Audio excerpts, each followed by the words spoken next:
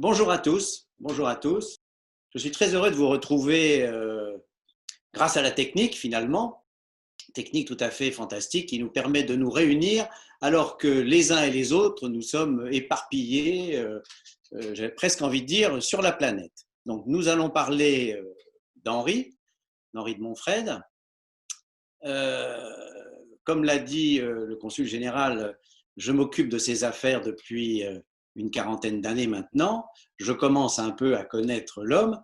Et comme il l'a dit, euh, sa vraie vie a commencé dans la mer Rouge. Et vous allez comprendre pourquoi, parce que finalement, au départ, c'était un Français moyen, mais vraiment très moyen, et qui n'avait pas tout à fait réussi sa vie.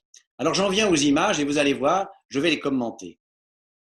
Donc là, je mets un diaporama en route sur lequel vous allez voir un certain nombre de documents. Ces documents sont pour la plupart, euh, comment dirais-je, enfin vous voyez sur la diapo, des documents des archives d'Henri, mais vous verrez des quantités de documents tout à fait intéressants, des photos anciennes, des aquarelles, des dessins, des écrits, des choses qui viennent, qui sont très intimes et qui vont nous faire entrer dans son univers tout à fait particulier. Alors, en 1930, Joseph Kessel, qui était un très grand journaliste, a écrit sur Henri. Et vous voyez que le début d'Henri, qui est une merveille de concision, ce qu'a dit Joseph Kessel, les débuts d'Henri ne sont pas très brillants. Parce que, vous voyez, il fut refusé à Polytechnique, se ruina dans des affaires et des amours médiocres. Donc, il a vraiment raison, Joseph Kessel. Et il arrive à résumer la vie d'Henri en disant qu'il était arrivé à 30 ans et qu'il considérait que sa vie était achevée. En fait, elle commençait. Et rien n'est plus vrai que ça. Parce que rien qu'à voir ces deux images où on voit à droite Henri laitier en 1909 et Lucie, sa compagne, alors que quand on sait ce qu'il est devenu, on se dit mais incroyable, Henri laitier qui fait le commerce du lait à cette époque-là, on a l'impression de dire que c'est faux. Eh bien non, c'est vrai. Mais ce qui se passe en 1910, c'est qu'il arrive trois catastrophes à Henri. Et vous allez voir, pas des moindres. La première, c'est les inondations qui inondent justement les terres qu'il avait à côté de Melun. Ces vaches ne peuvent plus paître, il ne peut plus faire la tournée du lait. Et donc, bah, sa ferme ne vaut plus rien. Il essaye de la vendre, elle ne vaut plus rien, il est ruiné. Deuxième catastrophe, Lucie que vous voyez ici à gauche, eh bien il ne l'aime plus, il ne se supporte plus, ça fait 10 ans qu'ils sont ensemble et il la renvoie. Il la renvoie assez sèchement d'ailleurs et le terme est faible. Et la troisième catastrophe, c'est que quelques mois avant les inondations de 1910, il a bu du lait d'une chèvre qu'il avait acheté à un colporteur, une chèvre malade. Et il a attrapé la brucellose, la fièvre de Malte, comme on disait à l'époque. Et là, il est vraiment malade, mais malade presque, je dirais, à l'article de la mort, parce que ça a duré 9 mois de fièvre à plus de 40 degrés. Son père l'a soigné. Donc, vous voyez, en 1911, quand enfin il est guéri de ça, mais il n'est pas guéri de sa ruine parce qu'il n'a plus d'argent, et il n'est pas guéri de ses sentiments parce qu'il n'a plus de femme, il n'a plus d'amis, il n'a plus rien. C'est un homme qui a achevé sa vie. Il a vraiment tout terminé. Et là, première chose qu'on voit de cet homme qui est tout à fait étonnante, il sait rebondir. Alors, on dit, mais pourquoi est-il parti, etc. Alors on imagine les aventuriers qui font comme ça un grand geste beau et magnifique et qu'ils ont réfléchi. En fait, ce n'est pas du tout ça. En 1910, on est à l'époque coloniale. Monsieur le consul général nous l'a dit, 1910, là, les grandes puissances, comme on dit à l'époque, la France, l'Angleterre, l'Allemagne, font l'Espagne, le Portugal, euh, ont des prétentions coloniales un peu partout. Donc, Henri, eh bien, Henri, lui, bah, il va faire comme tout le monde, comme beaucoup de Français. Il va aller aux colonies ou aux futures colonies, mais il ne sait pas du tout où aller. Alors son père lui dit, écoute, il y a un truc, tu pourrais avoir un travail en Abyssinie, en Égypte. Ah bon? Alors il va y aller, mais à l'époque, c'est un billet aller simple. Il n'y a pas de retour. Il ne sait même pas où il va. Par contre, à tout hasard, il emmène un appareil de photo et il prend le paquebot, l'Oxus, dont vous voyez l'image en haut à droite, et il commence à faire quelques photos tout à fait remarquables. Vous voyez une magnifique vague. Je fais une aparté, enfin non, je ferai l'aparté tout à l'heure, vous verrez pourquoi sur ces photos. Donc, il arrive à Djibouti, et là, pour la première fois de sa vie, il descend la mer Rouge, et il découvre ce que c'est que la chaleur. Et j'espère pour lui que le bateau n'est pas tombé en panne au milieu de la mer Rouge, parce que moi-même, quand j'étais gamin, j'ai pris ce paquebot, enfin pas celui-là, mais disons un autre des messageries maritimes dans les années 50-60, pour revenir en France ou aller à l'île de la Réunion, vous voyez qui est tout en bas, et en bas à droite, le bateau était tombé en panne, et je peux vous dire qu'au milieu de la mer Rouge, c'est assez affreux. Bref, Henri arrive à Djibouti, et là, il prend le train pour Harar. Vous avez une carte postale du train. Djibouti, qu'est-ce que c'est que cette ville à l'époque? Eh bien, en 1911, c'est une ville nouvelle, tout à fait neuve. Vous voyez, les chantiers, on voit encore un chantier dans le fond là-bas avec des échafaudages, les palmiers sont petits. C'est une ville neuve que la France vient de construire. C'est une ville qui a à peine 20 ans, vous voyez, et qui, en fait, politiquement, essaye de faire concurrence à Aden, qui est juste en face. Je reviens en arrière pour vous montrer, vous voyez, Djibouti est juste en face d'Aden. Donc, c'est là, Bab el-Mandeb, le sud de la mer Rouge, c'est là que vous commandez toute la mer Rouge et tout le trafic. Donc, c'est un point stratégique très important. Et Henri arrive ici. Évidemment, il prend le train, il monte à Dire Dawa. Et là, vous voyez, il continue à se servir de son appareil de photo. Alors là, je suis obligé de faire une aparté, parce que regardez, on est en 1911. Et là, il prend la photo d'une femme qui s'est agrippée au wagon, un peu n'importe comment, pour voyager gratis, en fait, tout simplement.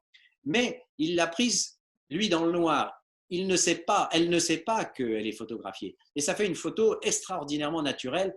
J'ai presque envie de dire que là, Henri montre une capacité à photographier et à faire un instantané qui est tout à fait étonnant. Parce que, chose admirable tout de même, c'est lui, Henri, qui a développé les photos et qui en a fait les tirages. Donc, vous voyez, une maîtrise du processus photographique dès 1911 tout à fait étonnante. On le verra par la suite. Et voilà le train. Alors évidemment, ça c'est une photo un tout petit peu plus tard, après la saison des pluies. Vous voyez que quand il pleut là-bas, ça n'est pas rien parce qu'ils avaient mis ça dans le fond d'un wadi et il ne reste plus rien. D'ailleurs, je ne sais pas comment le gars qui est sur le chariot ose monter là-dessus parce que moi, je n'irai certainement. Et il arrive à Dire Dawa, eh bien pourquoi faire?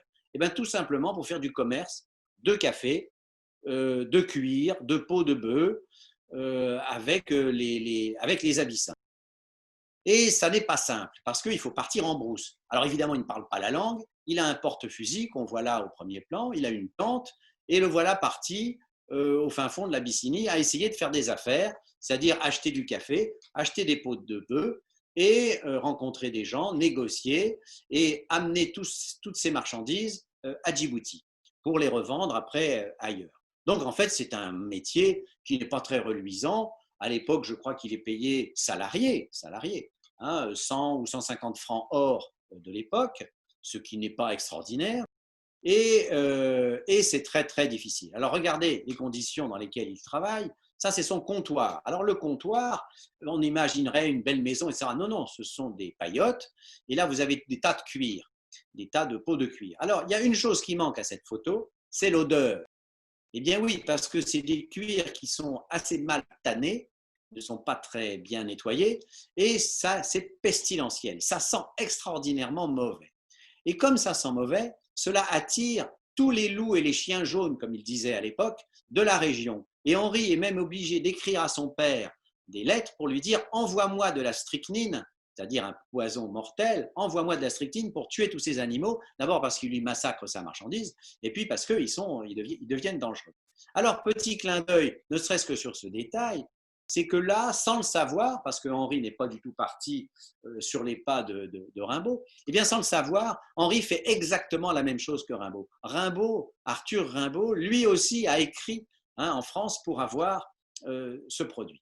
Alors, vous voyez, toutes ces photos, elles sont assez étonnantes. Et maintenant, je vais en parler. Regardez, ce sont des photos en stéréo. Oui, on peut les voir en 2 dimensions. Alors, évidemment, il faut un appareil un petit peu étonnant, alors un petit peu spécial. Vous avez en haut à gauche l'appareil de photo qui sert à prendre les vues. Donc, vous voyez, vous avez en fait 2 objectifs qui sont comme les 2 yeux.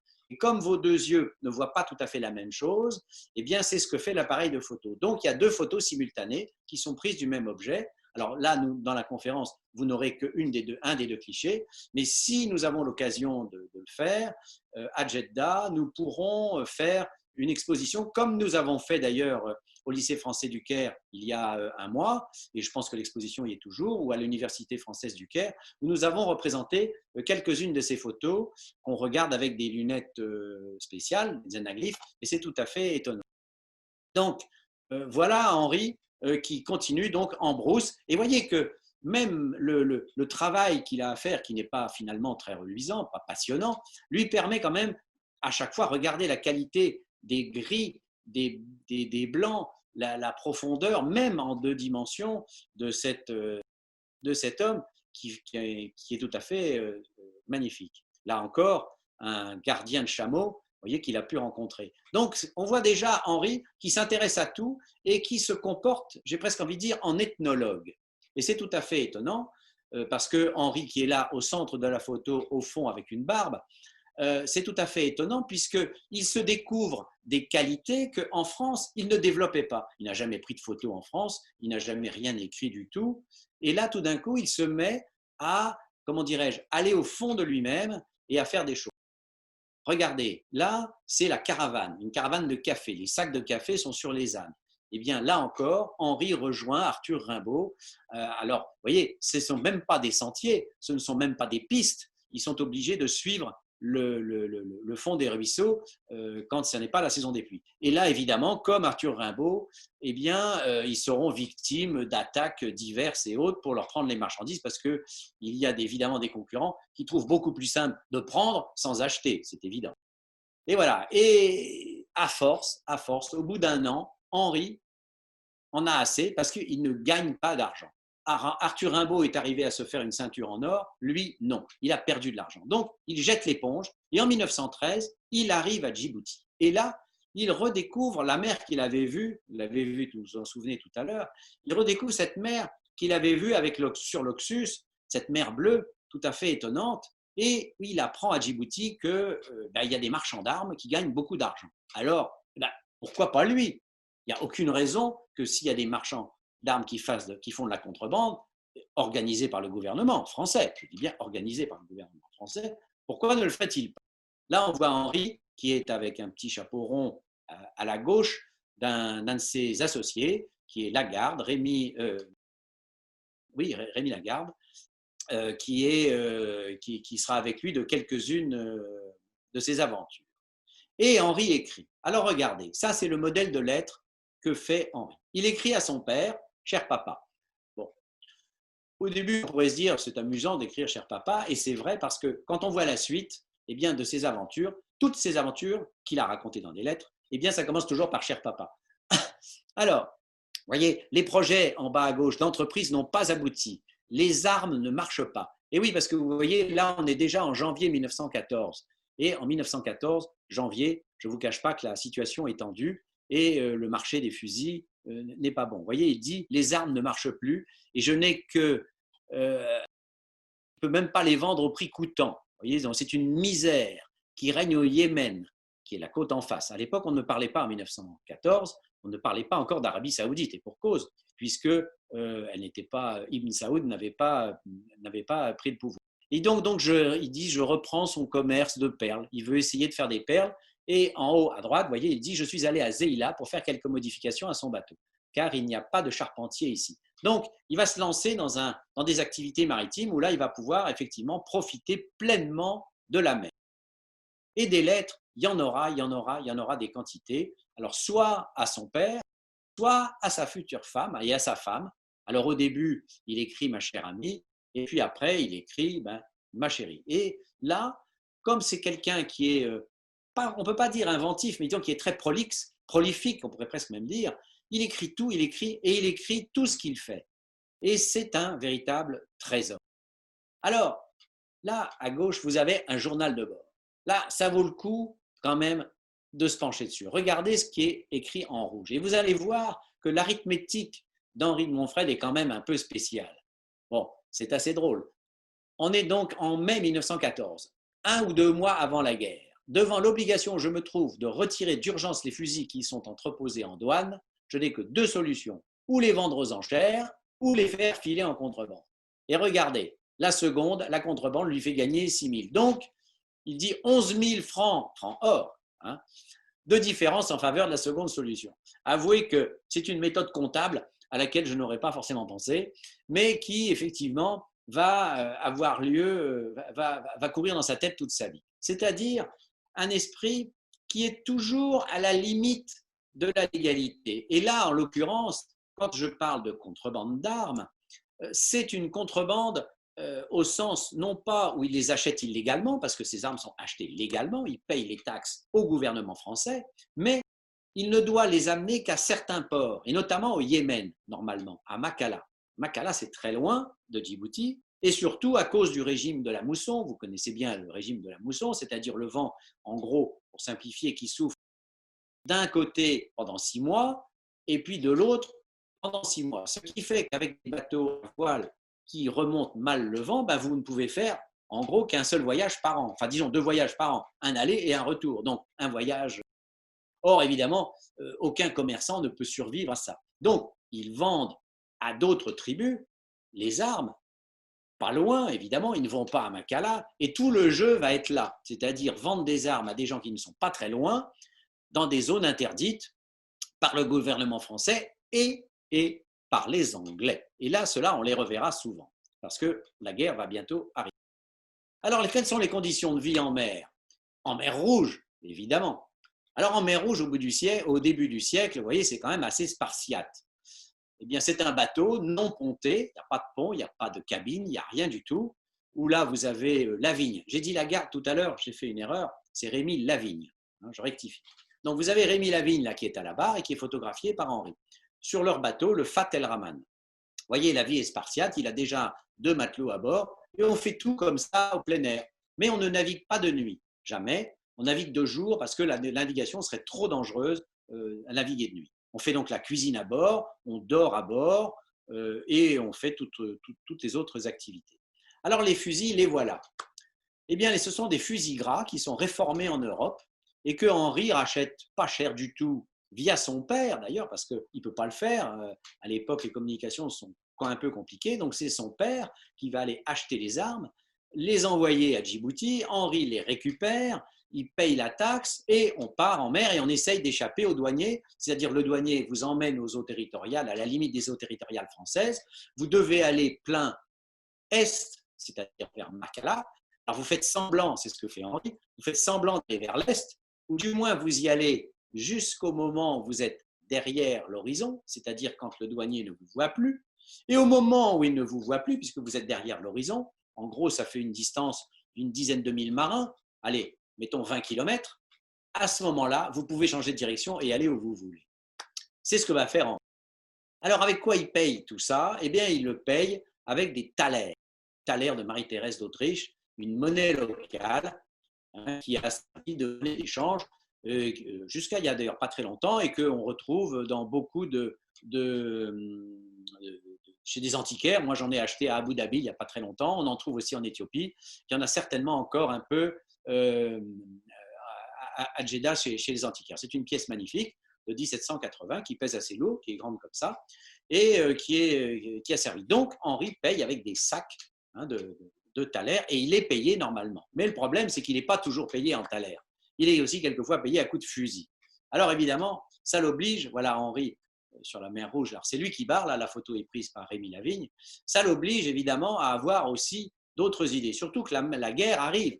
Donc au moment où la guerre arrive, il n'est plus question d'aller vendre des armes, parce que si vous vendez des armes, eh bien vous êtes passible de conseils de guerre, puisque ces armes peuvent être vendues à des ennemis. Et vous savez qu'à l'époque, la péninsule arabique était sous le contrôle ottoman, celui des Turcs, et que, évidemment, l'Empire ottoman étant allié à l'Allemagne, il n'était pas question de vendre un quelconque fusil, une quelconque cartouche à, à une tribu qui appartient à la péninsule à l'arabique. Et d'ailleurs, ça sera un des problèmes d'Henri, puisque justement, avec les jalousies qui vont naître de tous les concurrents d'Henri, les concurrents trafiquants d'armes, comme lui, de contrebandier, eh bien, comme on dit vulgairement, ils vont le balancer, ils vont le dénoncer à l'administration en inventant une fausse vente de cartouches et Henri sera incarcéré. Alors, il va arriver effectivement à démontrer son innocence, donc il ne passera pas le conseil de guerre, mais il aura une amende douanière phénoménale, mais il passera quand même 2 mois en prison à essayer de se justifier et ça sera assez difficile. Voilà quelques images de son équipage. Vous voyez, donc des équipages Somalie, pour la plupart, des gens donc de la côte à côté de Djibouti, qui l'emmènent avec lui et qui lui sont d'une fidélité, mais aveugle. Une grande amitié, si vous voulez, naît entre eux et lui. Et ils le suivent comme un père et ils se, comment dirais-je, ils ont l'impression vraiment de vivre. Alors, ils les payent, hein, ce sont des salariés, ils les payent régulièrement à chaque fois. Et d'ailleurs, ça ira même un peu plus tard, quelques années plus tard, quand Henri sera emprisonné pour d'autres dénonciations tout à fait calomnieuses, si on peut dire, où il ne pourra plus les payer. Alors Henri leur propose et leur dit mais partez, allez avec un autre. Et ils leur disent non, non, non, non, non. On a été avec toi dans les bons moments, quand on a gagné de l'argent, eh bien on reste avec toi, même dans les mauvais. Et ça, je dirais que c'était quand même un magnifique témoignage. Donc je vous disais, on fait tout à bord. Là, la photo est un petit peu, bon, la reproduction n'est peut-être pas terrible, pas très très jolie, mais regardez, celui qui est au centre à genoux, en fait, il fait le pain. Donc vous voyez, il y a même du feu à bord. Il fait du feu à bord. Voilà, un des matelots d'Henri en route en mer Rouge. Alors, vous auriez l'impression comme ça que la mer Rouge, c'est calme, toujours beau temps évidemment, mais il n'y a pas de vagues, etc. Détrompez-vous, détrompez-vous, parce que Henri réside à Djibouti et pour aller en mer Rouge, et notamment pour aller pêcher les perles, on va y revenir, et notamment aux îles Farsan, qui sont aujourd'hui un territoire samedien, eh bien, il va falloir passer le redoutable Bab el-Mandeb. Et là, ça n'est pas calme comme ça. Toujours les matelots d'Henri, au centre, le fameux Abdi, qui a été de toutes les aventures d'Henri et qui lui sera fidèle, pardon, qui lui sera fidèle jusqu'au bout. Et là, petite anecdote, vous voyez, il est en train de tondre, de tailler la tête d'un des matelots qui va devenir plongeur parce qu'on ne peut pas plonger avec autant de cheveux, quoi, comme moi, si vous voulez. Donc, il va couper les cheveux du futur plongeur pour qu'il ressemble à Abdi. Ah, non, je me suis trompé de sens. Voilà.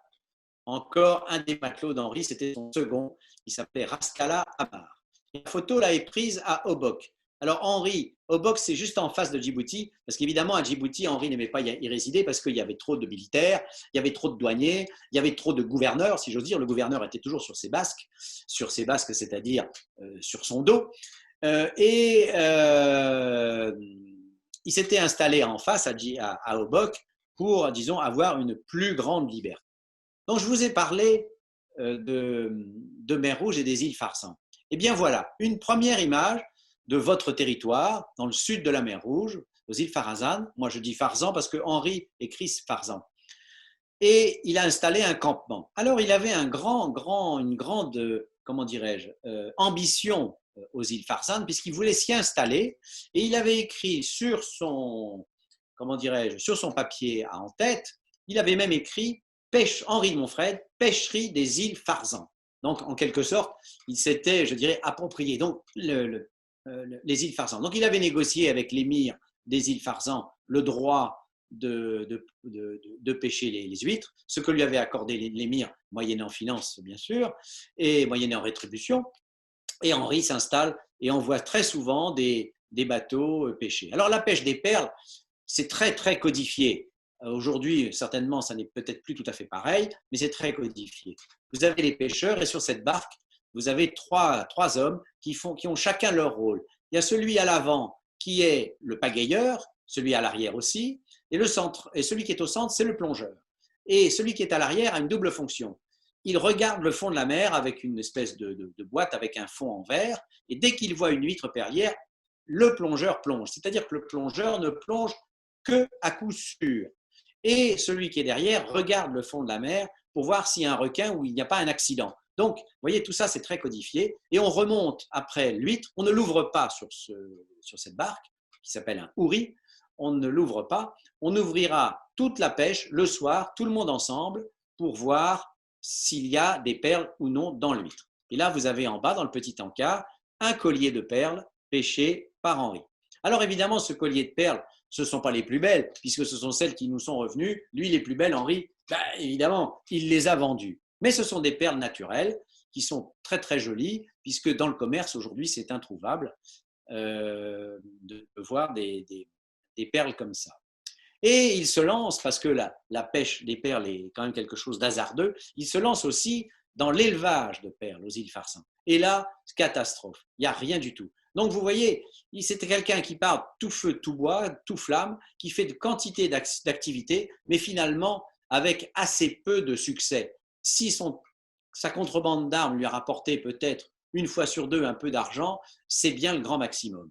Et puis la guerre est là qui sépare la mer Rouge en deux, on le verra tout à l'heure, et on verra aussi les conséquences que ça a. Alors, les conséquences, c'est qu'il faut être extrêmement prudent. Henri a un comptoir à l'île Mascali, qui est juste en face de Djibouti, dans lequel il va pouvoir enterrer, dans les plages que vous voyez, les plages de sable, dans lesquelles il va pouvoir enterrer les caisses d'armes qu'il n'a pas pu vendre, qu'il n'a pas eu le temps de vendre. Et il s'est installé aussi une petite maison pour pouvoir appareiller et partir quand ça lui plaît, et même de nuit. Voilà l'intérieur de la maison, avec la silhouette de Rémi Lavigne et leur bateau de toutes les aventures dans le fond. Donc finalement, un marin émérite qui n'hésite pas d'ailleurs, en 1913, vous voyez, à inviter les autorités de Djibouti. Alors on ne sait pas trop qui c'est, mais il y a certainement le chef des douanes avec les chapeaux, un dimanche, bien pour faire un tour dans la rade et pour promener ces messieurs et être finalement en bon terme avec tout le monde. Bon, ça fait partie, je dirais, du métier de commerçant, d'être bien avec tout le monde. Mais ça ne marchera pas toujours. Il fait aussi venir sa femme, ma grand-mère. Alors là, il faut quand même dire un petit aparté, c'est que cette femme, c'est peut-être elle l'aventurier. Elle est allemande, elle est la fille du gouverneur d'Alsace-Lorraine. Je ne sais pas si vous vous rendez compte de ce que je viens de dire. Le pays avec lequel la France est en guerre, justement pour récupérer l'Alsace-Lorraine. Eh bien, elle quitte tout, son Allemagne, son pays, ses frères qui vont s'engager dans la Luftwaffe, ses frères, son père, tout, pour aller sur le pont sale d'un boutre qui sent pas forcément mauvais. Et regardez la photo, elle est quand même assez touchante parce que Henri y est, parce que tout en bas, sur le mot Tadjoura, vous avez la silhouette d'Henri qui prend la photo. Cette photo est évidemment en 3 dimensions, et quand on la voit en 3 dimensions, c'est tout à fait étonnant. Et il va fonder une famille en même temps qu'il va faire la contrebande. Donc les 2 enfants blonds, il y en a un, c'est mon père, le petit blond qui est au centre, et puis c'est sa grande sœur juste à côté. Alors, on a parlé justement de tous ces voyages. Regardez. Alors, la mousson d'Est. Vous voyez, un vent qui souffle tout le temps. Donc, vous ne pouvez pas aller à l'Est. Et regardez, Henri, dans un de ses voyages, cherche à aller à Lascoré. C'est en rouge. Eh bien, il est obligé de tirer des bords. C'est-à-dire, il ne peut pas y aller en ligne droite. Il met 15 jours de voyage épuisant, parce que chaque soir, il faut s'arrêter, il faut mouiller, il n'avance pas. Il y a un mousson d'Est, c'est un vent qui est très fort. Et quand il arrive presque à Lascoré, eh bien, on lui dit qu'on va le payer à coups de fusil.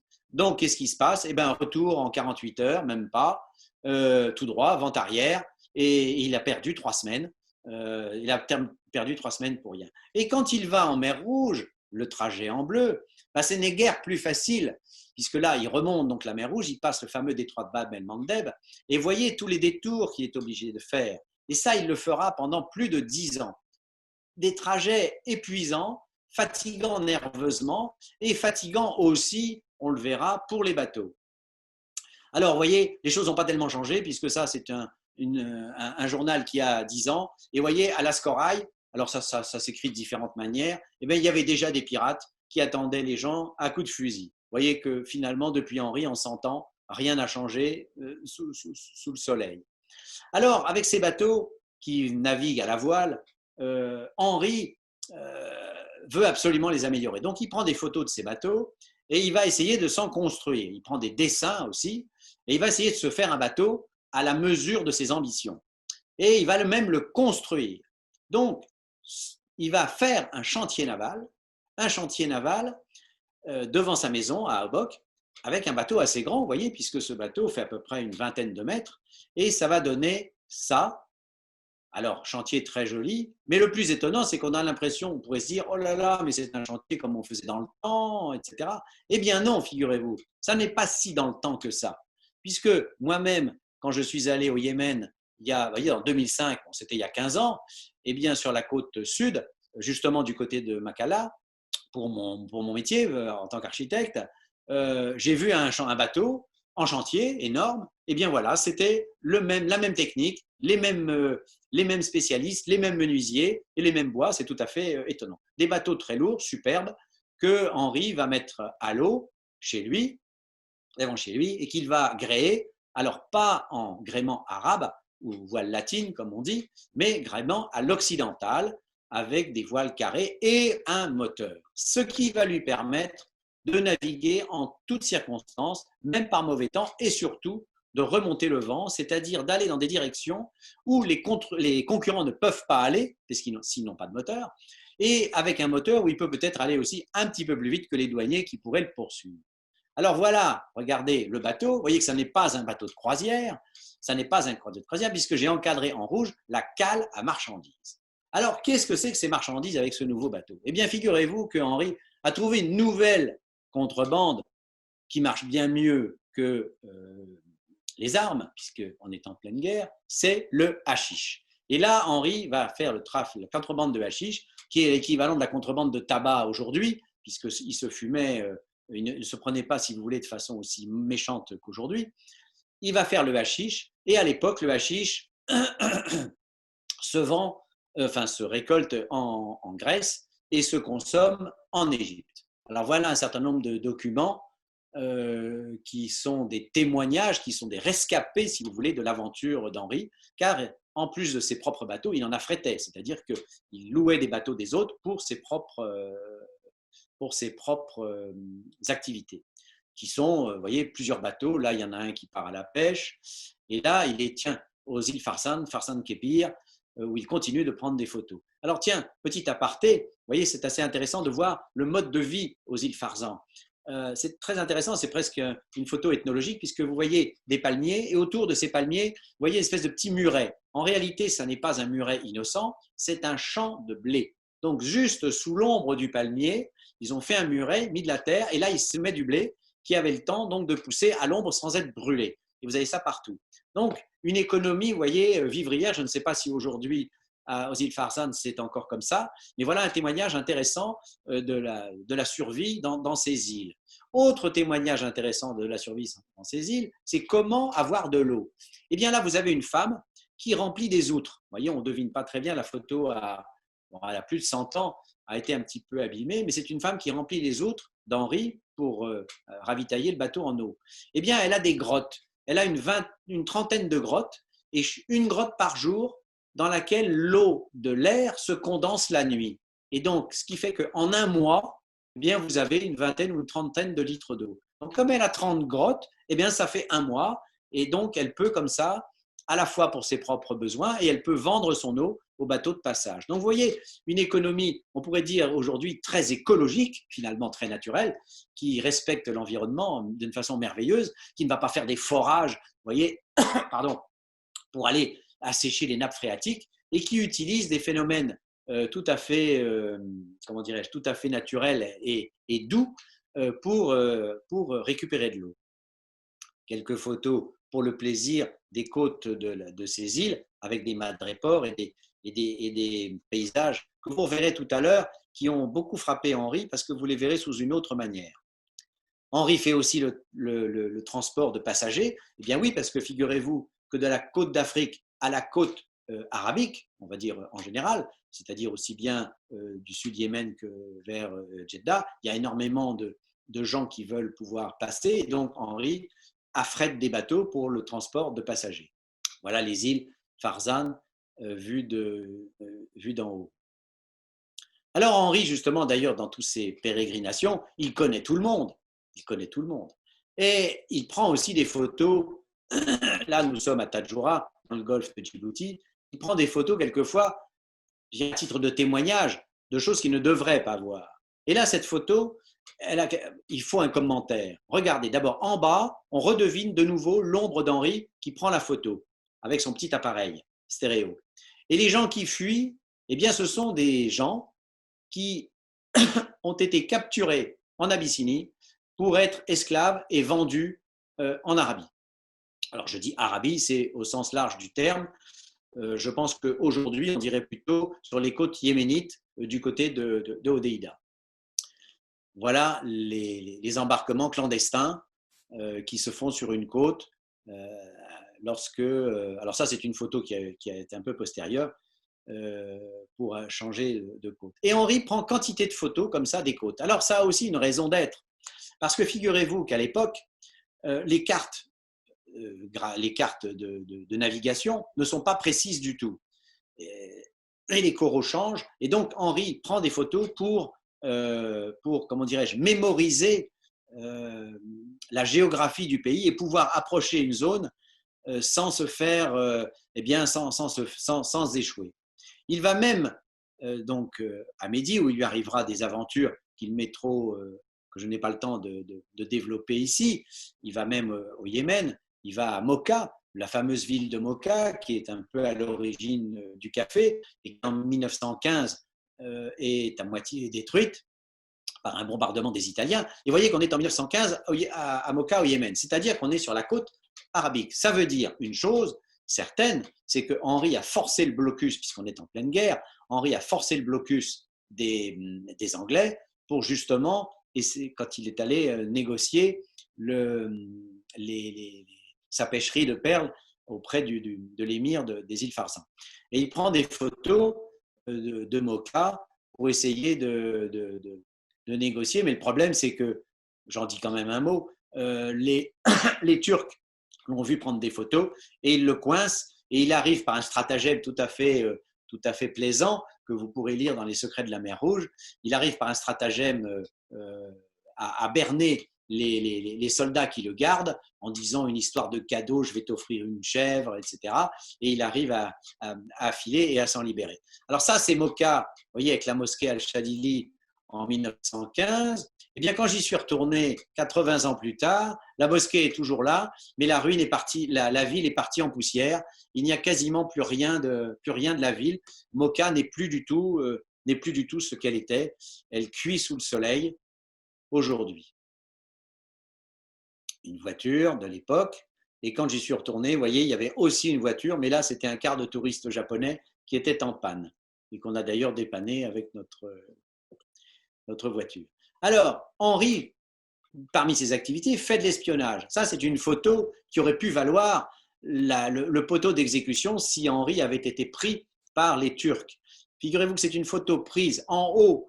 Alors, Sheikh Saïd, pour vous situer, c'est côté Yémen, à l'entrée de la mer Rouge, c'est-à-dire en fait en territoire turc à l'époque. Et Henri prend des photos stratégiques du fort turc pour montrer aux autorités françaises que finalement ce fort n'a pas grande importance, il ne peut servir qu'à donner des informations, ce qui est quand même déjà pas mal comme information, mais le voilà qui prend des photos d'espionnage et le gouverneur d'ailleurs, quand il l'a envoyé là-bas, il lui a dit écoutez, si jamais il vous arrive quelque chose, je ne vous connais plus, et heureusement il s'en est sorti. Et moi quand j'y suis retourné, alors le même Cheikh Saïd, il y a 80 ans plus tard, eh bien figurez-vous que moi aussi j'ai été rattrapé par les militaires qui m'ont dit interdit de prendre des photos, mais il n'avait pas dit interdit de prendre un croquis, ce que je fis, sans nous arrêter d'ailleurs pour la petite histoire. Oui, parce qu'on ne va quand même pas jouer avec le feu. Et Henri, évidemment, va à Aden. Alors ça, c'est une photo d'avant le blocus. Il va à Aden pour faire ses affaires et notamment essayer de travailler avec les négociants, puisque Aden, en 1913, est une ville énorme qui est tenue évidemment par les Anglais et qui a un retentissement économique très, très important. Alors, regardez, nous sommes en pleine guerre. Regardez en 1916 ce qui se passe. En rouge, le blocus. Et là, on voit bien que l'Arabie, d'ailleurs, regardez votre pays, c'est écrit entre parenthèses, région militairement inutilisable. Je suis désolé du qualificatif. Mais bon, mais n'empêche, interdite d'accès. Interdite d'accès à Henri. Vous voyez, aussi bien par le nord d'ailleurs que par le sud ou l'est ou l'ouest, vu que c'était globalement territoire potentiellement turc.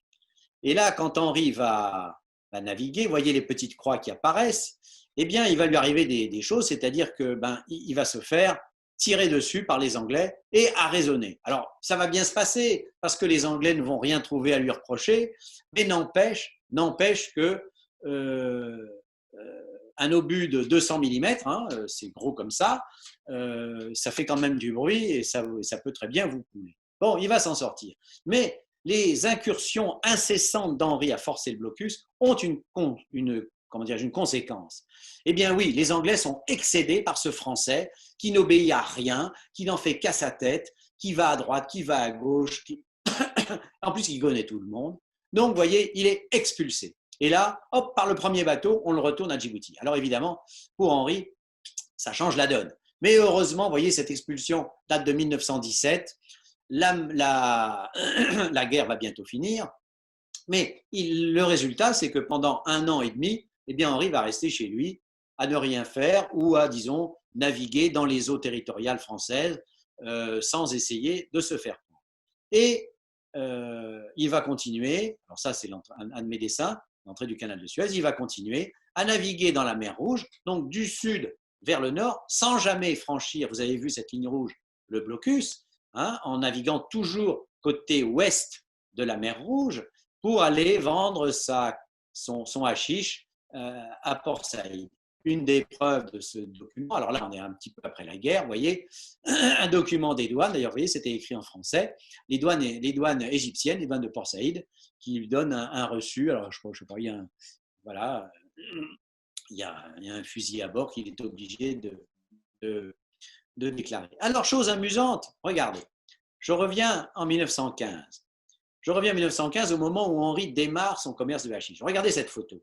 On a envie de dire, c'est une photo architecturale de touristes. Vous avez premier plan, la madrasa Sultan Hassan, derrière la mosquée Al-Rifai, vous avez quelques piétons. La photo est en 3 dimensions, donc vous voyez, c'est très joli. Tout à l'heure, on verra ma grand-mère, donc photo d'architecture très intéressante. Eh bien, détrompez-vous.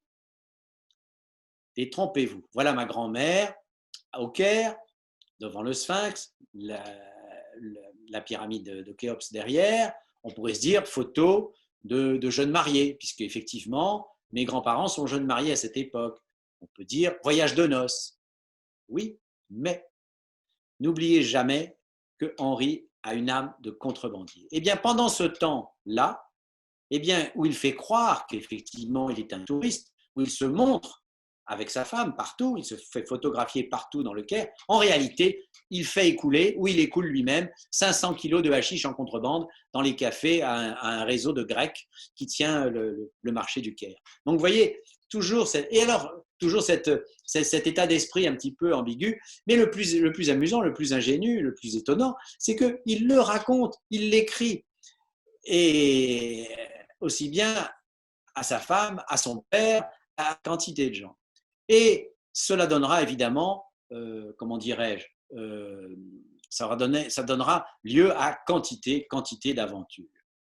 Alors là, je vais faire une petite aparté. Figurez-vous que donc il a traversé la mer Rouge des dizaines de fois, et un jour même, figurez-vous que il était épuisé, si vous voulez, de naviguer à la voile dans cette mer Rouge. Ça prenait quand même 1 mois de navigation, hein, 1 mois pour remonter et 1 mois pour redescendre, pour revenir. Donc ça fait 2 mois, c'est épuisant. Donc un jour, il décide, en 1922, il décide finalement d'acheter beaucoup de hashish, 6 tonnes. Hein, j'ai bien dit 6 tonnes. 6 tonnes de hashish à Bombay, en Inde. Alors il y va avec un vapeur, 6 tonnes de hashish, et puis il va les faire transiter par les vapeurs. Il ne va pas lui-même naviguer, etc. Et il confie ça à un capitaine un peu véreux, un certain Ternel, et il lui fait confiance. Erreur, grossière erreur, parce que quelques jours après, le Ternel en question disparaît dans la nature. Plus de bateau. Alors Henri ameute toute la mer Rouge, tous les comptoirs, Aden, Massawa, Le Caire, enfin Port Saïd, Suez, Djibouti évidemment, Bombay, il alerte tout le monde. pour dire, il y a un gars qui m'a volé ma marchandise parce qu'elle était achetée légalement, hein, en payant les taxes et tout, pour dire, il faut arrêter ça. Et il met beaucoup de mal, et finalement, il apprend que cette marchandise est atterrie aux îles Seychelles, c'est-à-dire au milieu de l'océan Indien, pas très loin de Madagascar. Donc, ni une ni deux, ça ne fait qu'un tour, il prend son bateau et il part récupérer son bien. Et une fois qu'il l'a récupéré, après moultes histoires, que je ne peux pas tout vous dire, vous verrez ça dans un livre qui s'appelle La croisière du Hashish, et puis après la poursuite du Caipan, le bateau s'appelait le Caipan, celui qui lui avait volé sa marchandise, eh bien il se fait un petit peu justice lui-même, il se débrouille pour dire, eh bien, puisque c'est ça, je récupère ma marchandise et je récupère la marchandise que le fameux capitaine véreux, le fameux Ternel, avait acheté pour lui-même, 6 autres tonnes, je les récupère pour moi. Voilà. Et il met à son bord 12 tonnes de hashish. Vous comprenez aussi pourquoi la cale était grande hein, dans son bateau. Vous avez vous souvenez le petit dessin tout à l'heure. Eh bien, tout ça, il va falloir le ramener à Djibouti et puis le revendre. Alors, autant la marchandise légale, ça sera facile, autant la marchandise illégale, c'est-à-dire celle qu'il a pris à Ternel, ça sera moins simple. Alors, bien sûr, il va y arriver d'ailleurs. Il va faire ça des dizaines de fois, etc. Et il va le noter dans les journaux de bord que nous avons vus tout à l'heure. Et là, il va faire ça pendant des années, jusqu'en 1930 à peu près. Un petit peu avant, jusqu'au moment où le hashish est déclaré interdit, devenu drogue, si vous voulez. Et à ce moment-là, il arrête, puisque ça n'est plus de la contrebande, là, ça devient du pénal, il arrête cette marchandise. Et il exploite avec l'argent qu'il a gagné, parce qu'il en a gagné quand même, là, pour le coup, il exploite des usines, je dirais, en bon père de famille, mais de façon assez mauvaise, parce qu'il n'est pas bon père de famille du tout. Vous imaginez, avec une vie pareille, hein, toujours entre l'Arabie, le Yémen, l'Éthiopie, la mer Rouge, en mer sans arrêt, on ne peut pas dire que ce soit un père de famille. Bref, il fait donc de la gestion de ces usines, il a investi dans une usine électrique et dans une usine de fabrication de pâtes, des nouilles. Voilà. Et oui, Henri, fabricant de nouilles. Incroyable. Et il se trouve qu'en 1930, un grand journaliste, celui dont je vous ai parlé tout au début, Joseph Kessel, qui à l'époque était très très connu, Henri était totalement inconnu, donc Joseph Kessel, très très connu, veut faire un article, un reportage, un grand reportage sur la traite des esclaves. On en a parlé un tout petit peu tout à l'heure. Alors c'était un fléau et c'était un sujet que ce grand journaliste voulait éclairer. Mais comment faire? Comment faire? Il ne connaissait personne en mer Rouge, ni en Afrique, ni en Arabie ou au Yémen. Comment faire? Et il apprend qu'il y a un certain Monfred, un type un peu louche, enfin peu fréquentable au dire de tous ces gens, qui est là-bas, qui connaît tout le monde et qui pourra le guider. Donc Kessel y va voir Henri, qui est de passage à Paris. Ils se rencontrent, ils se lient d'amitié, alors qu'ils ont quand même 20 ans de différence. Hein. Henri a 50 ans à peu près, et Kessel en a une trentaine. Donc Henri considère ce Joseph Kessel, qui est déjà quand même, qui a déjà écrit des tas de livres, qui est très connu. Il le considère un peu comme un gamin, si vous voulez, hein, un jeune gamin, qui ne connaît pas grand-chose à la vie. Hein, voilà, sous-entendu. Il dit d'accord, je vais te conduire. Et c'est ce qu'il fait, effectivement. Il le conduit, il lui organise, il le fait rencontrer les gens, parce qu'il connaissait tout le monde, Henri. Même s'il ne faisait pas ce trafic-là, n'empêche que tout le monde se connaissait. Et d'ailleurs, Henri, pour neutraliser ses concurrents, avait dit à un de ses contrebandiers d'esclaves, attends, j'ai une preuve que tu es un contrebandier d'esclaves. Donc si jamais je lâche cette preuve, tu es mort. Donc tu vas faire une chose. Tu vas dire aux Anglais qui me recherchent quand je fais ma navigation là, pour aller en Égypte avec ma cargaison. Tu vas dire aux Anglais toujours où je suis. L'information sera toujours bonne, mais tu la donneras avec 24 heures de décalage, 24 heures trop tard. Et c'est ce qui s'est passé. C'est-à-dire que les Anglais avaient toujours le bon tuyau, donc ils venaient, oui, on l'a vu, mon frère, oui, il est passé par là, et ils passaient toujours pour essayer de le rattraper, mais ils n'y arrivaient jamais, puisque c'est arrivé toujours 24 heures trop tard. Bref, donc, tout ça, Henri le raconte. Tout ça, Henri le raconte dans ses journaux de bord. Et quand Kessel a fini son reportage sur ça dure à peu près 2 mois. Kessel, à l'époque, avait crédit ouvert par les journaux. Les journaux en France se vendaient par millions. Rien que le Petit Parisien se vendait 1 million d'exemplaires, ce qui est quand même aujourd'hui ce qui fait rêver. Hein, les éditeurs, enfin les rédacteurs en chef. Joseph Kessel avait carte blanche, crédit illimité, etc. Et donc Henri, à la fin du reportage avec Kessel, ça s'était d'ailleurs pas très bien passé finalement parce qu'il avait trouvé Kessel épuisant, buvant que de l'alcool, c'était des Parisiens, il n'aimait pas du tout ces gens-là, ils étaient bruyants, enfin bref. Donc il est trop content de les voir partir, mais quand même, par amitié, il lui dit je te prête mes journaux de bord, tiens, tu trouveras là-dedans de la matière. Kessel lit les journaux de bord, mais il est stupéfait. Il est stupéfait, il dit mais quoi? Mais qu'est-ce que je lis là? Mais jamais je vais utiliser ça, jamais. Tu vas écrire toi-même, Henri. Alors Henri dit mais non, moi j'ai jamais rien écrit, je ne suis pas écrivain, etc. Si. Moi je connais des missions d'édition, tu vas écrire et tu vas éditer. Et c'est effectivement ce qui s'est passé. Et Henri a écrit Les secrets de la mer Rouge, qui est donc le premier livre d'Henri. Succès immédiat. Succès immédiat. Alors le livre que vous avez là, c'est la première couverture. Aujourd'hui, ça se vend encore. On est presque 100 ans, vous voyez, on est en 2020. On est 90 ans après la première édition de ce livre. Ça se vend toujours. Et il a écrit après La croisière du Hachiche, dont je vous ai raconté quelques bribes. Il a raconté La poursuite du Caïpan, le fameux bateau qui lui avait volé sa cargaison. Et puis il a écrit des quantités d'autres livres, Les vers les terres hostiles de l'Éthiopie, Les aventures de mer, etc. L'enfant sauvage, parce que, évidemment, étant au contact des indigènes, il a, fréquenté des quantités de gens, il a écouté les histoires qu'on se raconte la nuit, donc il a fait l'œuvre d'ethnologue, il a récupéré quantité de choses, et il en a fait 74 livres, ce qui est quand même assez considérable. Et il a été traduit en chinois, par exemple. Bon, je ne vous dis pas, bien sûr, en anglais, en espagnol, en italien, etc. Il a été traduit en arabe, alors ça c'est une édition du Liban, je ne sais pas si on la trouve encore aujourd'hui, et il a été traduit en russe. Alors, regardez bien quand même en bas à droite, vous voyez le profil d'Henri. Vous voyez, ça c'est Henri, un mec, un type, un homme, un sec, vous voyez, finalement assez peu musclé, très fort, mais je dirais c'est pas une baraque, vous voyez, voilà, très sec. Eh bien, voilà comment le voient les Russes. Donc, vous voyez, les Russes, lui, il le voit, une espèce de bedonnant, pas possible, c'est trop drôle. Comme quoi, hein, on peut se tromper.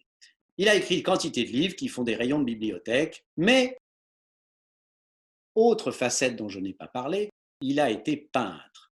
Et là, toutes les images que nous avons vues tout à l'heure défiler avec des photos, eh bien, on en voit des aquarelles.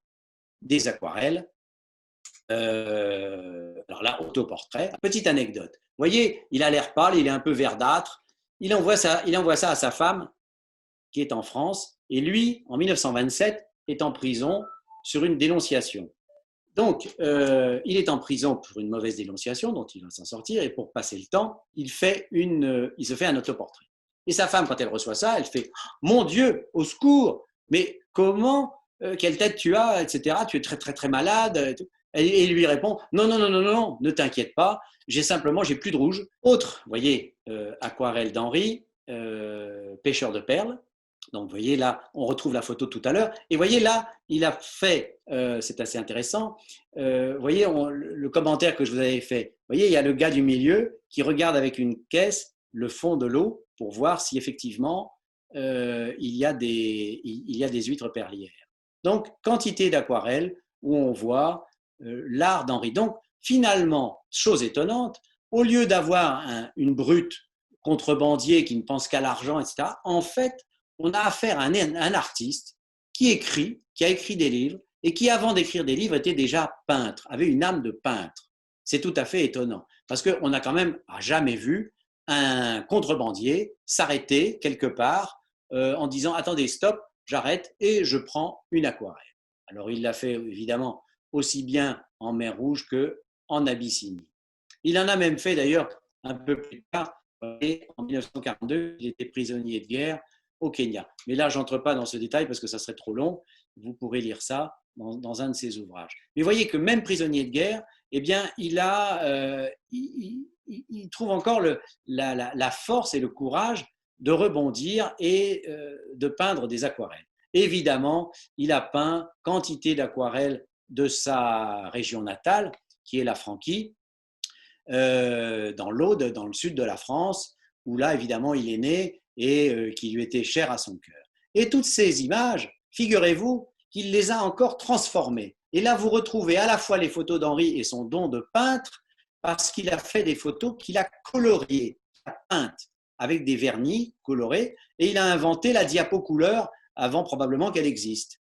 Donc, vous allez revoir, je vais vous en passer quelques-unes de ces photos, où on va revoir cette mer Rouge, qui est bleue là en l'occurrence, cette mer Rouge sous des traits tout à fait étonnants, avec des photos et comment dirais-je, une poésie assez extraordinaire, puisque là, par exemple, c'est une manœuvre à bord, à bord de son bateau, on amène la voile. Et là, on est en mer Rouge. Donc, tout d'un coup, vous voyez, en fait, une grande sensibilité, quelqu'un qui aime la couleur, qui aime la vie d'une certaine manière, puisque la couleur, c'est la vie, et qui ne peut pas s'empêcher, à partir de ces photos en noir et blanc, de redonner vie à tous les hommes qu'il a aimés, puisqu'il a fait ça un petit peu après. Voilà, on retrouve Rascala Amar qu'on a vu tout à l'heure, à Obock, au centre, pour redonner vie à tout ça. Vous voyez, la photo qu'on a vue tout à l'heure en noir et blanc, de la mise à l'eau de son bateau, eh bien, il n'a pas pu s'empêcher de nouveau la retravailler. Et voilà le dernier bateau d'Henri, quand il est allé en mer Rouge. Alors, pour le plaisir, Henri est au pied du mât, vous voyez, avec un pagne autour des reins, et chose assez amusante, regardez bien sur le bateau, sur le pont, à bâbord, c'est-à-dire à gauche, à droite, pardon, sur la photo, il y a le fauteuil du capitaine. J'ai découvert ça, je ne m'attendais pas à ce qu'on voit un fauteuil, parce qu'on dirait presque un fauteuil Louis XV, hein, ou Louis, je ne sais quel Louis, de style Louis, sur un bateau. Il ne vaudrait mieux pas qu'il y ait de mauvaise mer, parce que je ne sais pas, je ne donne pas cher du fauteuil qui va tomber probablement à la mer. Alors voilà Henri, sur la côte arabique, en mer Rouge, où là, il vient discuter dans un café, dans une mokaya, pour discuter avec les gens et récupérer des informations. Et voilà de nouveau la photo qu'on a vue tout à l'heure d'un embarquement clandestin, mais la voilà en couleur. Et c'est vrai qu'avec la couleur, même si elle est rapidement jetée sur la plaque, ça donne quand même une autre dimension. Et pour finir, 3 générations sur l'Obock. Alors l'Obock, c'est alors 3 générations, ça veut dire qu'il y a Henri à gauche, qu'on reconnaît, alors là, un vieil homme, en 1962, il a 82 ans. Il est à bord du bateau de son fils, qui est au centre, avec un ciré, qui est plus jeune, donc il y a une quarantaine d'années. Et puis il est avec son petit-fils, le gamin que vous voyez avec un chat. C'est moi qui vous parle. Il y a, j'ose pas dire, il y a un certain nombre d'années, et où nous étions à la Franquie pour, comment dirais-je, pour passer quelques moments agréables ensemble. Voilà. Alors, vous voyez, un homme qui est un artiste finalement complet, puisqu'il a su s'exprimer en plus de cette contrebande, il a su transcender. Vous voyez, c'est ça qui est intéressant dans l'œuvre de cet homme. Ce n'est pas tellement la contrebande, qu'il est arrivé à la transcender. Et regardez ce qu'il a dit à la fin de sa vie, où il était devenu, on peut le dire, philosophe, une très belle phrase, hein, n'ayez jamais peur de la vie, n'ayez jamais peur de l'aventure. Tiens, je fais une aparté à propos du mot aventure. On lui a dit, mais monsieur, vous aimez les aventures. Mais il a dit, mais pensez donc, vous êtes fou. Mais non, j'ai tout fait pour les éviter, les aventures. Et il a raison, il a tout fait pour les éviter. Sauf que, comme on a affaire à un homme qui a un esprit très libre, si vous voulez, il se met dans des positions qui sont impossibles pour d'autres. Et il a forcément vécu des aventures. Mais imaginez un instant qu'il n'ait pas eu la prudence qu'il a eue d'abord, il n'en serait probablement jamais revenu, mais surtout, ça aurait été bien pire. Donc, vous voyez, heureusement qu'il a cherché à les éviter, parce qu'avec tout ce qu'il a vécu, c'est tout à fait étonnant. Mais cette vie assez extraordinaire est quand même un message extraordinaire pour nous autres. J'ai presque envie de dire, nous autres, les cloportes, ceux qui n'ont pas d'aventure comme nous. Eh bien oui, il nous invite quand même à partir. En fait, il nous invite à nous dépasser. Et c'est ça qui est intéressant. Et c'est ça d'ailleurs que j'ai aimé développer quand je me suis occupé de son œuvre littéraire. Voilà, j'en ai fini. Je vous remercie infiniment de votre patience, on va dire ça comme ça. J'espère que je n'ai pas parlé trop vite. J'espère que Henri vous aura convaincu. Et je cède la parole au consulat général pour des questions, si vous avez. Cher Guillaume, merci beaucoup pour cette belle heure et quart que vous nous avez offert. Je voulais peut-être vous poser l'une ou l'autre question et probablement que ça suscitera des questions pour certains de nos téléspectateurs. Voilà. J'aimerais peut-être que vous puissiez nous dire un mot sur l'accueil qu'il a eu lorsqu'il est rentré donc, en France, je présume, au terme de cette grande épopée dont vous nous avez décrit la période et les activités. Est-ce qu'il a eu un accueil enthousiaste? Est-ce que la littérature dont il avait déjà eu l'occasion de commencer à publier quelques livres lui aura ouvert des réseaux particuliers? Voilà, si vous pouvez nous dire un mot là-dessus, ce serait très intéressant, je pense, pour nous. Oui, eh bien, écoutez, c'est comme on dit en général, c'est une très bonne question. Je vous remercie. Non, je ne vais pas dire ça, mais c'est effectivement une vraie question. Quand Henri rentre en France, nous sommes en 1947. Et ce n'était pas une date innocente, car il a vécu 6 ans de galère. De 1941 à 1947, 6 ans de galère où, à cause de jalousie, à cause de dénonciations calomnieuses, à cause de gens qui lui en voulaient à mort, parce qu'il était trop libre en réalité, et qui ont essayé de lui mettre les bâtons dans les roues par tous les moyens possibles et imaginables, l'ont fait incarcérer par les Anglais. Les Anglais ont compris qu'il y avait des jalousies, donc ils l'ont protégé, ils l'ont mis non pas en quarantaine, mais disons en résidence surveillée au Kenya. Puis après, ils l'ont gardé d'une certaine manière aux frais pour qu'il ne soit pas victime de la vindicte de certains Français, parce qu'il y avait vraiment, comment dirais-je, jalousie. Alors pourquoi jalousie? Donc je vous l'ai dit, homme trop libre, homme qu'on pourrait qualifier aussi de droite. Alors pourquoi de droite? C'est vrai que avec un esprit comme ça, ce n'est pas un homme de gauche. Alors on lui a reproché d'être fasciste. Bon, non, il a suivi comment dirais-je, il a couvert pour un journal les armées italiennes dans la dernière guerre coloniale de conquête en Éthiopie. Donc ça, on le lui a reproché. Alors bon, il faisait son métier de journaliste. On lui a reproché, il y a eu un procès avec non-lieu, etc. Mais on n'empêche que ça faisait beaucoup. On lui a reproché d'avoir fait, comment on appelle ça, de la connivence avec l'ennemi, à la déclaration de la guerre, pour n'avoir pas rallié Djibouti alors qu'il était en Abyssinie, où il avait plus de 60 ans. Lui, il a répondu, écoutez, non, je ne veux pas retourner à Djibouti, il y a la guerre, moi je suis en Éthiopie, il y a les Italiens, qu'est-ce que vous voulez, même s'ils sont les ennemis de la France, reste chez moi. Eh ben non, on lui a dit, non, ça c'est pas bien, il ne faut pas faire ça, il faut rentrer en France. Donc,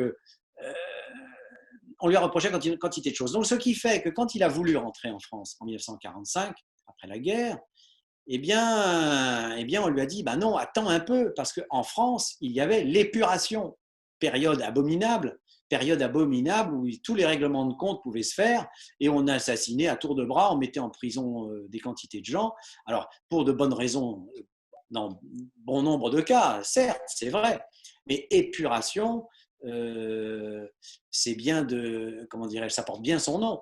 Donc, on a dit à Henri, attends un peu que ça se calme, et tu vas rentrer en France. Alors, il est rentré en 1947, et là, effectivement, tout le monde était assez content de le retrouver, même très très content, même s'il y avait un certain nombre de jalousies par derrière. Mais il avait tellement de lecteurs qu'il avait pu retrouver que ça lui permettait de les retrouver, enfin qu'il avait pu retrouver en publiant des livres, de les retrouver dans de nombreuses conférences. Et là, il s'est mis à sillonner la France et à, comment dirais-je, et à,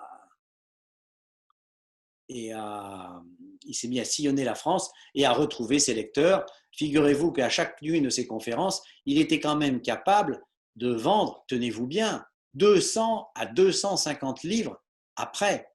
200 à 200, c'est-à-dire il dédicaçait 200 à 250 livres après. C'est phénoménal. Donc, une espèce de soif de liberté des gens qui est tout à fait étonnante et qui ne s'est d'ailleurs jamais départi. Donc, son retour a été effectivement enthousiaste, mais il a fallu qu'il attende un peu que les esprits se calment et qu'on retrouve une certaine sérénité après la guerre. Voilà. À vous. Alors, je vais vous faire part d'une question qui a été posée par un auditeur. Alors, voilà, lors de votre exposé si riche et enthousiasmant, on a vu apparaître la famille donc d'Henri épisodiquement. La question est la suivante. Il semble que malgré toutes ces aventures, il n'a jamais perdu le contact avec eux. Pouvez-vous nous en dire un mot de cet aspect? Vous évoquiez tout à l'heure les courriers. Est-ce que vous évoquiez les courriers que lui adressait? Est-ce que vous pouvez peut-être nous parler des courriers qui allaient dans l'autre sens vers lui? Oui, je vais vous en parler. Alors, les courriers qui allaient vers lui, il n'en reste rien. Je dis bien rien. Alors, pour quelle raison? Bien, il y a probablement une raison simple, c'est que arrivé à Djibouti, il y a certainement beaucoup de lettres que Henri a brûlées ou a fait disparaître pour qu'il n'y ait pas de traces et qu'on n'aille pas l'accuser de ceci ou de cela. Alors que quand il écrivait en France, il écrivait à deux personnes, à son père et à sa femme. Donc, ces deux personnes-là, en France, je dirais, étaient à l'abri de toute perquisition de qui que ce soit. Donc, ces courriers-là ont été préservés. Mais les réponses, on ne les a pas. Ceci dit, on arrive à comprendre, il y a tellement de courriers qu'on arrive un petit peu à comprendre ce qui se dit. Plus tard, effectivement, après la guerre de 1914, on a quelques-unes des lettres, notamment de sa femme et de son père. Ce sont les deux principales personnes dont on a les courriers. Bon, ce sont des courriers qui ne sont pas passionnants, enfin, si, mais qui montrent, enfin, si, ils ne sont pas passionnants, parce que ça répond à des questions, comment dirais-je, pratiques, mais dans les courriers de sa femme, par contre, on voit au fil des années s'installer, je dirais, une fatigue, parce que vous avez bien compris, on a quand même affaire à un homme exceptionnel qui est en mouvement sans arrêt, qui est épuisant. C'est épuisant. Comment voulez-vous vivre avec un type comme ça? Pensez donc que ma grand-mère a passé son temps à l'attendre, en espérant qu'il ne soit pas mort dans un naufrage, pardon, mort dans un naufrage, mort attaqué par je ne sais qui, par des pirates, ou que le bateau est coulé parce qu'il a fait une mauvaise manœuvre, enfin, etc. Donc, elle a vécu dans l'angoisse permanente. Et on sent au fil des années une très très grande lassitude de cette femme. Et d'ailleurs, je pense que c'est un peu le cas de toute sa famille. C'est-à-dire que j'ai pris la comparaison un jour de dire que sa famille a vécu un peu avec une bombe atomique. Henri est un peu une bombe atomique. Donc évidemment, forcément, une bombe atomique qui a explosé ou qui explose tout le temps. Donc forcément, autour, ça fait des dégâts un peu collatéraux. Alors, je vous ai montré sa famille, mais bon, oui, mais pour elle, ça a été très, très difficile. Et d'ailleurs, elle est rentrée, disons, à l'âge des enfants, à l'âge de 10-12 ans, ils sont rentrés en France pour faire des études, parce que vous imaginez bien qu'à Obock, à l'époque, il n'y avait pas d'école, il n'y avait rien. Donc, ils sont rentrés en France pour essayer d'avoir une vie à peu près normale. Mais finalement, leur père, ils l'ont assez peu connu, assez peu connu. Et quand est arrivée la guerre de 1940, Henri a disparu de la circulation pendant 10 ans, quasiment, de 1939, 40 jusqu'à 1947. 39-47, voilà, c'est ça, à peu près, donc ça fait 8 ans. Et pendant ce temps-là, les enfants se débrouillent, il y a la guerre, etc. Donc, vous voyez, donc finalement, une vie familiale très, très chaotique et difficile, mais qui, heureusement, est arrivée à se reconstruire après justement, à son retour en France en 1947, à se reconstruire tant bien que mal, et finalement, j'ai presque envie de dire, pas trop mal, pour que chacun trouve sa place. Mais sans oublier qu'il y avait le droit qu'à une seule vedette dans la famille, Henri. Il ne faut pas l'oublier. Voilà, j'espère que j'ai répondu à la question. À vous. Alors, une autre question que je vous lis. Sa vie prend beaucoup de relief pour avoir été à la charnière d'aventures individuelles et de turbulences géostratégiques. Jusqu'à quel point avait-il conscience des événements et des enjeux en cours? Eh bien, je dirais qu'il avait, c'est d'ailleurs assez étonnant, il avait une vision assez prophétique des grands enjeux qui étaient mis en place ou disons des grands antagonismes qui pouvaient se mettre en place. Le seul problème, c'est que lui-même, étant trop individualiste, il était même trop, comment dirais-je, trop individualiste pour les faire partager, parce que tout le monde pouvait dire non, mais celui-là, c'est une tête brûlée, il peut dire ce qu'il veut, ça ne changera rien. Il n'empêche que les analyses qu'il donnait, notamment sur l'esclavage en Éthiopie, notamment sur les Anglais, notamment sur les points stratégiques, la Somalie, etc., qu'on a vu apparaître des années plus tard, montre qu'il avait une vision vraiment assez claire des antagonismes locaux et des puissances. Cela dit, comme je disais, il ne pouvait pas être crédible vis-à-vis des hommes politiques, c'est-à-dire qu'il ne pouvait pas être un conseiller, et ce n'est pas parce qu'il a été donné une fois ou deux, ou même pendant la guerre plusieurs fois, disons, des renseignements précis, c'est-à-dire en tant qu'espion, des renseignements d'espionnage pour aider un point ou un autre, que ça pouvait changer. Il n'a jamais eu ce rôle, si vous voulez, de démiurge qui est capable de conseiller quelqu'un en disant voilà les grands antagonismes. Il n'a pas développé cette pensée. Mais les rares fois où dans ses livres ou même dans ses lettres, où il fait une aparté en disant tiens, je pense que, il a raison. Et d'ailleurs, sa vie le prouve sur un point, c'est le point du colonialisme. Le colonialisme, pour lui, était déjà une notion tout à fait étrangère qu'il rejetait.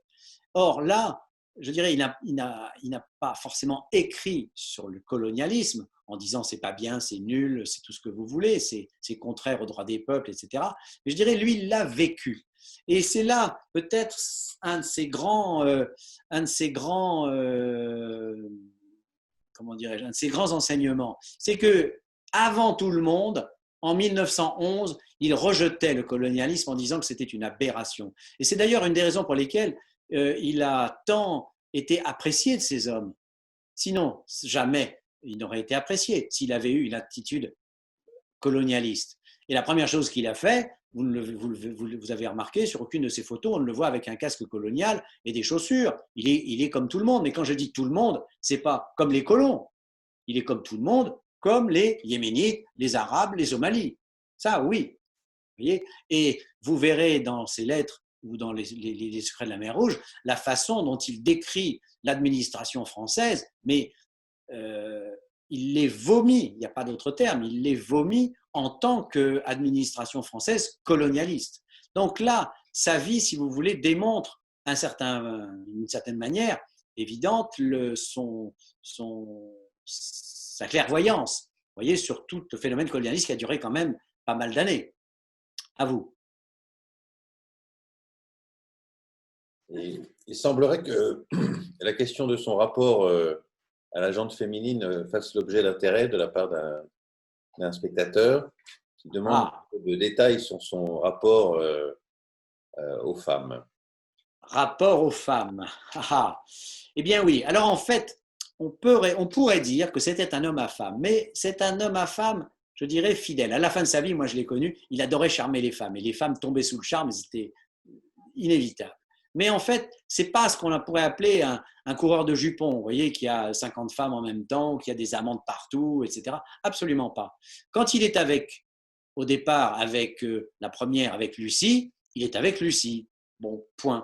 Et puis, bon, ils ne se plaisent plus, ils ne s'entendent plus, donc il la rejette de façon abominable, ça c'est vrai, mais il la rejette. Mais il n'en a pas trois, il n'a pas des amantes, il ne la trompe pas, etc. Ensuite, il se met avec ma grand-mère, il se marie avec ma grand-mère, Armgard. Là aussi, je dirais, d'ailleurs, il l'a d'ailleurs dissuadé je ne sais combien de fois de se marier avec lui, en lui disant non, non, fais surtout pas ça, ça va être la plus grande bêtise de ta vie. Et bon, elle y a tenu, donc il l'a fait.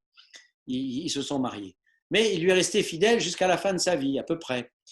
Puis elle est morte prématurément, comme je vous le disais tout à l'heure, usée, usée. Et il a eu à la fin, juste après la mort de ma grand-mère, il a épousé une jeune femme, alors beaucoup plus jeune que lui, une vingtaine d'années plus jeune, peut-être même 30 ans, je crois, à l'occasion du film qu'ils avaient fait à part tiré des Secrets de la mer Rouge, Madeleine Villaroge. Et c'est là d'ailleurs qu'il a aussi découvert une autre manière d'amour, d'une certaine façon.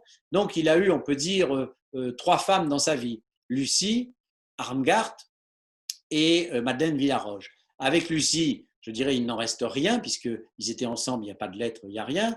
On ne sait même pas trop ce qu'ils se disaient. Avec Armgard, on sait presque tout, puisqu'ils se sont écrits, étant séparés longtemps l'un de l'autre, donc comme ils correspondaient, donc du coup on a toutes les lettres d'Henri à ma grand-mère, donc là on sait quand même beaucoup de choses, et puis plus tard on a les lettres de ma grand-mère, et puis on sait un petit peu de Madeleine Villaroge, qu'il a aimé comme un fou, une fois que ma grand-mère était là, donc il était veuf, il s'est marié au Kenya en 1942, et avec elle, avec Madeleine Villaroge, et il lui est resté fidèle jusqu'au bout. Donc, vous voyez, c'est un homme à femme, mais qui a alors un rapport à l'amour et aux femmes, comment dirais-je, c'est pas platonique, mais disons, il met ça à un degré intellectuel très haut, très très haut. C'est-à-dire que l'amour, c'est pour aussi partager avec une personne, partager des choses, partager des envies, partager des élans, partager des passions, et puis éventuellement faire des enfants. Mais bon, il n'a eu d'enfants qu'avec ma grand-mère, et puis Lucie, un enfant avec Lucie, Marcel, et puis trois enfants avec ma grand-mère. Bon, et puis ça s'est arrêté là. Alors évidemment, pour la petite histoire, quand il s'est retrouvé pendant 2 ans en Éthiopie, il était tout seul, il était marié avec personne. Évidemment, il a eu des femmes indigènes, comme on disait à l'époque, et alors il en a eu plusieurs, mais là aussi, toujours l'une après l'autre. Alors la première, elle s'appelait Fatouma, mais Fatouma est morte dans un accident.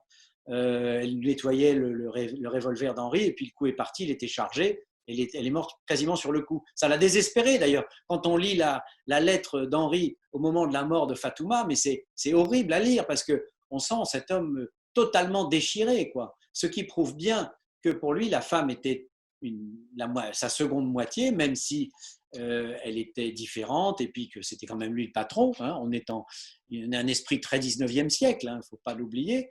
Donc c'est lui l'homme, hein, si on peut dire. Il n'empêche qu'il a été dévasté par ça. Alors après, il a eu une autre Fatouma, qu'on appelle Fatouma II, qui était plus sauvage, dont on ne sait pas grand-chose, et puis une certaine Oubenesh. Alors la première Fatouma II, il a été obligé de la renvoyer parce que c'était pas possible, puis après Oubenesh. Mais bon, je dirais tout ça, vous voyez, mais ce sont les femmes les unes après les autres. C'est pas Casanova, si vous voulez. Voilà. À vous. Question sur vous évoquiez tout à l'heure ces actions qui fournissaient les informations, qui faisaient une forme d'espionnage. Vous avez été assez discret sur la question. Est-ce que c'était dans un cadre vraiment très structuré pour l'administration française et qu'il en avait commande, ou est-ce que c'était opportuniste? Est-ce que c'était dans le cadre éventuellement de négociations qu'il menait avec l'administration, dont vous sembliez dire qu'il avait des rapports un peu tendus? Est-ce qu'il a été jusqu'à à faire financer justement cette transmission d'informations, ou est-ce que c'était pour négocier quoi que ce soit avec les autorités? Vous voulez nous en dire un mot peut-être? Oui, tout à fait. Oui, on peut dire qu'en réalité, il a fait ça par patriotisme, pour être utile. Donc, jamais il n'y est venu l'idée de monnayer son information, les informations qu'il pouvait glaner. Mais il y avait quand même un intérêt, c'est que du coup, il avait la bénédiction du gouverneur, même si le gouverneur lui avait dit en cas de prépin, je ne vous connais pas, hein, je ne vous ai rien dit, je ne vous ai jamais vu, vous ne savez pas. Il avait quand même la bénédiction du gouverneur pour quitter les eaux territoriales françaises, forcer le blocus et aller dans des zones où normalement il était interdit de naviguer. Donc ça avait pour lui un intérêt évident, c'est qu'il pouvait aller voir, prospecter, notamment pour la pêche des perles, et aller dans des zones où il ne pouvait pas prospecter, où il était bloqué. Donc un double intérêt, mais si vous voulez, c'est par patriotisme. Il n'est jamais venu à l'idée de monnayer ça. Et pour le gouverneur, c'était une manière d'opportunisme, c'est-à-dire que ce n'était pas du tout dans un cadre structuré, en appartenant à ce qui existe aujourd'hui, la DGSE ou autre. Non, non, pas du tout. C'est simplement le gouverneur qui se dit, tiens, j'ai une tête brûlée là, qui a un bateau. Tiens, s'il allait voir un peu du côté de chez les Turcs et qu'il nous ramène quelque chose, ce ne serait pas idiot. Voilà, ça n'a pas été plus loin. Et c'est comme ça, d'ailleurs, Henri le raconte de façon très laconique. Et Henri le raconte et il dit que ça n'est que oral. En fait, il n'y a pas de bon de commande, il n'y a pas de lettre de commande, il n'y a rien du tout. Et je ne sais même pas d'ailleurs si Henri a fait un rapport. Henri n'a pas fait de rapport, il a dû faire un rapport oral. La seule chose qui n'a pas été orale, ce sont les plaques de photos qu'il a pu ramener au nez et à la barbe des Turcs. Voilà. Et d'ailleurs, les photos étaient la seule chose intéressante. Donc, il a ramené des documents et puis ça suffisait. Les autres fois, il est arrivé aussi une histoire d'espion allemand, un certain Holz, un certain Holz qui cherchait à rejoindre les lignes allemandes et notamment l'Éthiopie. Et Henri s'est débrouillé pour aider l'administration française à lui tendre un piège pour que le gars soit cueilli, et il a fini effectivement la guerre en étant prisonnier de guerre dans une prison française. Mais bon, vous voyez, c'est par patriotisme pur, hein, plutôt que par intérêt personnel, même s'il y avait un petit peu intérêt, et puis surtout pas monnayé, évidemment.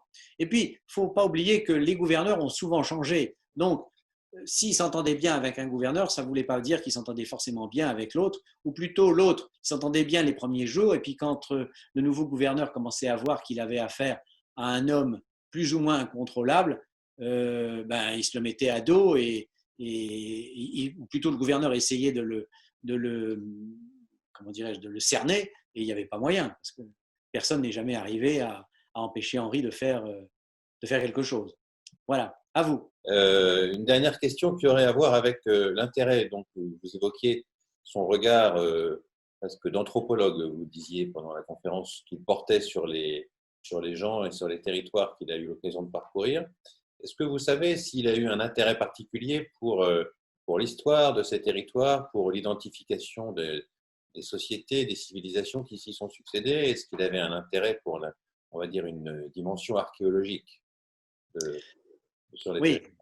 Oui, je comprends. Une petite question en lien avec ça. Est-ce que vous pouvez juste rapidement dire pour l'auditoire quelles sont les langues qu'il pouvait parler pendant qu'il était dans cette région du bassin de la mer Rouge en particulier?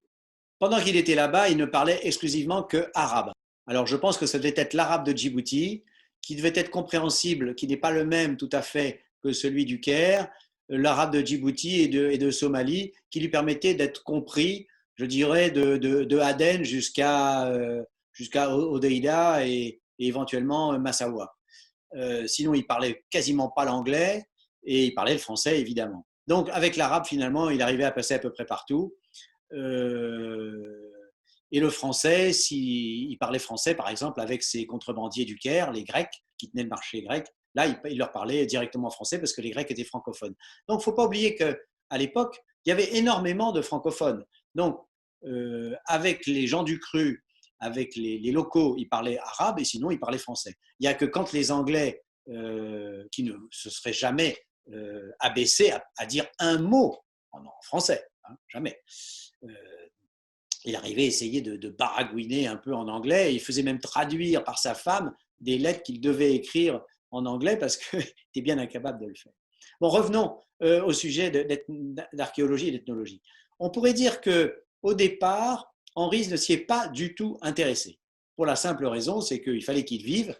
Être aventurier, c'est bien joli, mais il faut gagner sa vie. Et la contrebande d'armes ou de hashish, eh bien, ça vous prend beaucoup de temps et on n'a pas beaucoup de temps. Quand ces activités-là ont été terminées, c'est-à-dire vers 1926, 26, 25, 27 à peu près, et qu'il était, comment dirais-je, gérant de ces usines, évidemment, il a eu un peu plus de temps et il naviguait d'une certaine manière pour son plaisir. Et surtout, sa femme, qui venait souvent en France, avait fait connaissance d'un certain nombre de gens et elle s'intéressait à l'ethnologie. Et elle avait pris des notes, notamment quand elle était à Obock, pendant ces longues journées où elle était seule à se désespérer et à attendre son mari, elle prenait des notes ethnologiques, à tel point que elle s'est liée d'amitié avec le muséum de Paris, et notamment avec l'abbé Breuil, le pape de la préhistoire, le fameux abbé Breuil qui a donc révolutionné, quand on est en 1930, 30 ans auparavant, c'est-à-dire vers 1900, la datation archéologique. Elle lui a soumis d'ailleurs ses petits travaux, ils se sont corrigés. Donc, elle s'y est intéressée de façon un petit peu plus précise. Et Henri s'est intéressé à l'archéologie et à la paléontologie, mais d'une manière, comment dirais-je, tout à fait superficielle, parce qu'il s'est lié d'amitié tout à fait par hasard pour le père Teilhard de Chardin, qui est le paléontologue que l'on connaît. Il est allé faire d'ailleurs avec l'abbé Breuil et avec le père Teilhard de Chardin des reconnaissances archéologiques et paléontologiques en Abyssinie, dans des grottes notamment, et notamment aussi en mer Rouge, dans les îles, avec l'abbé Breuil, qui lui, l'abbé Breuil, avait les yeux fixés sur les cailloux, les machins et tous les artefacts qu'il pouvait voir alors que Henri ne les voyait pas. Mais disons que ça l'intéressait. D'ailleurs, j'ai publié, si ça intéresse les gens, j'ai publié dans le dernier livre d'Henri, publié chez Grasset, Vivre libre, justement la manière dont Henri voit l'archéologue qu'était l'abbé Breuil. Et c'est assez stupéfiant de voir son regard d'écrivain totalement étranger à cette notion, à cette spécialité scientifique, totalement étranger, à voir le scientifique évoluer sur son terrain. Je vous le laisse découvrir parce que si je vous le raconte, ça sera moins bien dit que mon grand-père et ça sera beaucoup moins drôle. Mais c'est là où on voit que ça l'intéressait de loin. Lui, il préférait les hommes en vrai et non pas leurs anciennes histoires, même si ça lui servait, comment dirais-je, de support, c'est-à-dire qu'il y a un substrat dont il ne parle pas, mais qui, je dirais, est le fondement de ses connaissances. Alors, on peut dire qu'il a fait œuvre de technologie en ayant récolté toutes les histoires de ses matelots, toutes les histoires qu'il a entendues en Éthiopie, dont il a fait des livres, hein, Le roi des abeilles, etc. Tout ça, ce sont des contes locaux, abyssins, Somalie, qu'il a raconté, mais qu'il a raconté à sa manière, si vous voulez, et non pas à la manière d'un ethnologue. C'est-à-dire qu'il les a digérés et il les a recrachés, remoulinés pour nous, Européens, à tel point qu'il dit à sa femme dans une de ses lettres, quelque chose du genre, eh bien, que veux-tu? J'ai bien été obligé de mettre des sentiments dans tel ou tel personnage, même si dans la réalité, ça n'a pas lieu. Donc, vous voyez, il a été obligé d'interpréter pour en faire un roman, une lecture. Donc, il n'agit pas vraiment en ethnologue, même si cette spécialité lui était chère, d'une certaine manière. Voilà, à vous. Écoutez, je vous remercie vraiment au nom de tous pour ce que vous nous avez offert cet après-midi. Une fois que les conditions sanitaires le permettront, j'espère qu'on pourra ouvrir un chapitre en Arabie Saoudite, puisque nous avons la possibilité sans doute d'avoir accès à des séries d'archives, en particulier photographiques, qui concernent la partie sud de la mer Rouge et le bassin largement. Donc, on va tâcher de monter ça pour les mois à venir. Ce sera avec grand plaisir. Et voilà, merci à tous pour votre attention. Cher Guillaume, un grand merci. Mais c'est moi qui vous remercie de votre accueil et de votre patience. À très bientôt à tous. Merci. Au revoir. Au revoir, merci. Au revoir.